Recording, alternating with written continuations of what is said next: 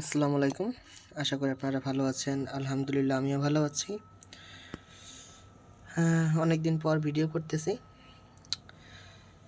এটা হচ্ছে ছোট একটা ইনকিউবেটর ছিল আমার আগের, বড়টা আছে পাশেই আছে। ছোট একটা ইনকিউবেটর বানাইছি।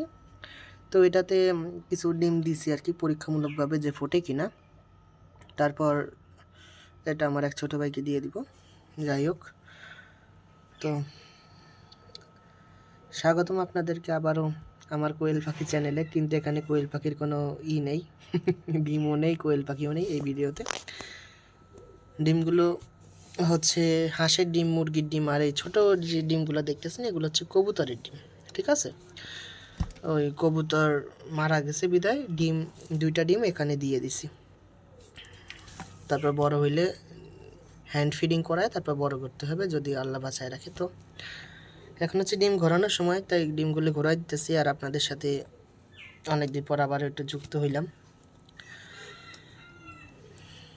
কোয়েল পাখি নিয়ে অনেকদিন ধরে ভিডিও দেই না, এমনিও কোনো ভিডিও দেই না অনেকদিন ধরেই, একটু ব্যক্তিগত সমস্যার কারণে।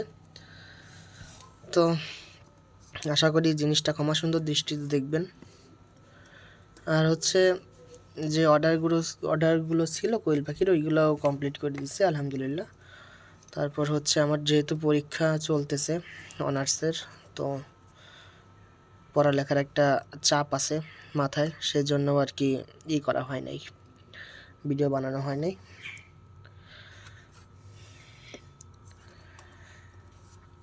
ডিমগুলো এইভাবে করে আর কি উল্টাই দিতে হয়। এখন ওই কবুতরের ডিমটা উল্টাই দিব, এই যে হয়ে গেছে।